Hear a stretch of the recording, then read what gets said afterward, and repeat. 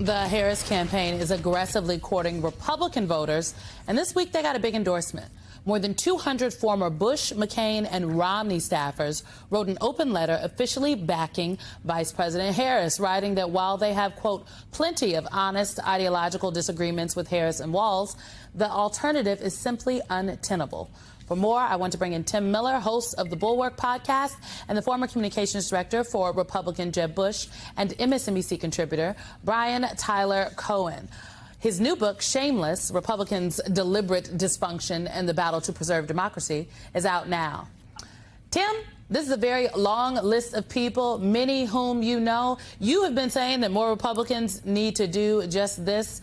What do you think about the list? Well, on the one hand, it's pretty good.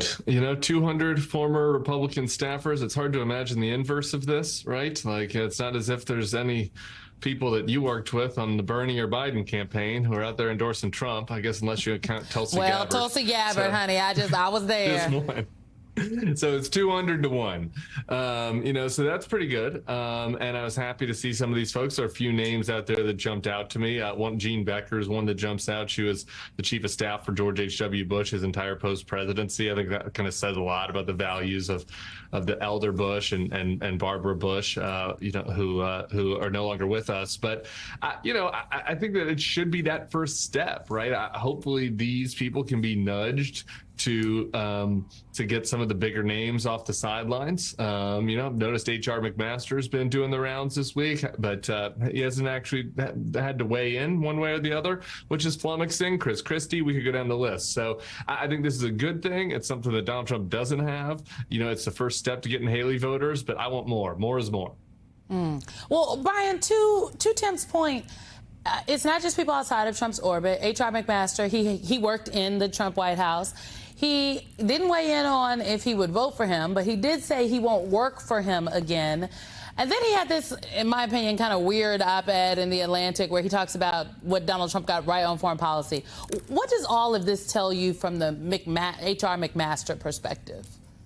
I think there's still instances where some of these Trump-aligned folks and these longtime Republicans are trying to straddle the line and kind of have it both ways, where they can retain some sense of dignity by speaking out in a minor sense against Donald Trump, but then still it's basically trying to have their cake and eat it too, right? But I think at some point they just have to recognize that this is the party. It's not going back to, there's not some sleeping faction of the old or of Reagan's Republican Party that's going to suddenly spring up again. So it's up to them to determine right now whether they want to speak out against the Trump MAGA Party, which has enveloped the rest of the Republican Party, or if they want to just continue feeding into it with these half-hearted steps away and really not take the full leap. I mean, Tim, that's the point you basically made. You noted, like, look, you recognize some of the names, and we might know some of the names on the letter, right? But the voters might not know these folks really well. And you said you want more. Will this make an impact on the voters, or do we need to see some of the better-known generals, right, come out who worked with Trump? Well, again, I think something's better than nothing. And some of these people live in swing states and they have their own networks, and it's part of the grassroots. Like the Harris campaign, as you mentioned, the lead-in is doing some efforts to, work on at that level, right, and bring out Arizona Republicans and Michigan Republicans, and so I think that's a good thing. But yeah, we need more. You mentioned the McMaster op-ed in The Atlantic, and it was absurd, right? He's quoting the Stoic philosophers and how Trump has some characteristics like Epictetus did, and it's like, what are you even talking about? Like, Donald Trump is a clown.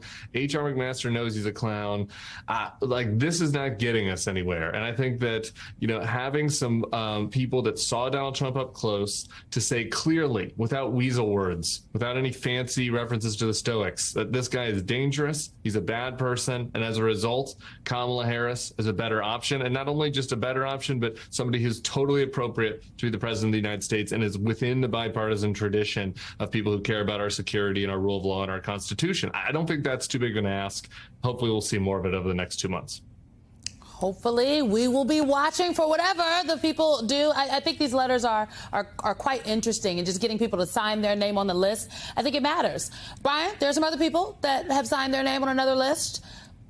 Tulsi Gabbard, RFK Jr., former Democrats. Trump has tapped them for his transition team. What did you make of these choices? Simone, if the issue is that too many people are calling you and your running mate weird, and your response is to tap the guy who is most well known right now for taking the carcass of a bear and putting it in his truck, I don't know that that's going to really accomplish what you're setting out to accomplish right now. Don't forget the whale, Brian. Don't forget the whale. Yes, he also the whale. beheaded the whale. The whale, yes. Allegedly. And it's not like Tulsi Gabbard is swimming in a pool of normalcy either. I mean, these people are not beating any allegations of not being weird, and so I think this just is a double down of exactly the problem that Donald Trump's campaign is enmeshed in, which is if you have to expand your coalition and reach out to those independents out there and those suburban moms and people who are worried about national security and your disdain for NATO and Ukraine, is this going to do it? Is reaching out to RFK, who is an avowed opponent of vaccines and just a general strange guy, is that going to really accomplish what you're seeking out to accomplish? I don't think so. Beats me. Tim, lastly, can we talk about the New York Times op-ed that took a closer look at where the money people donate to the Trump campaign is going? This is what they found. In 2020, almost $516 million out of $780 million spent by the campaign was directed to a private consulting company, which then, hid or wound up receiving those donor dollars. Having worked for a campaign before, this is not normal, but maybe it's not normal for Democratic politics. Is this normal in Republican campaigns? No, it's not. It's a new thing during the Trump era. And I had Juliana on the podcast today. She's an old friend, and she's exactly right. Why have not more investigative reporters been looking into this? And the FEC has been looking into this. The FEC is so toothless right now. It's embarrassing. And hopefully if we can get over this Trump threat, that's another institutional challenge that we're going to have to look to some reforms on. But it's crazy what they're doing. Jared Kushner and Lara Trump and Eric Trump have their fingers on this group that has taken in like 2/3 of the campaign money. People don't know where it's going. I think it's obviously going to legal bills to offset that. We don't know for sure, but it sure seems very likely, I guess would be a more accurate way to put it, that that's what they're doing.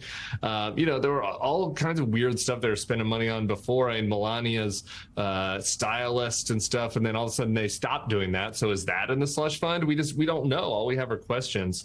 And so I appreciate that Juliana highlighted that. You would think that at least there are a handful of non-cultists on the Republican side that don't want to send, $10 and $15 and $20 of Grandpa or Uncle Joe's money into some black hole for a billionaire Nepo baby like Jared Kushner to use at whatever his whim is. But that's what's happening here.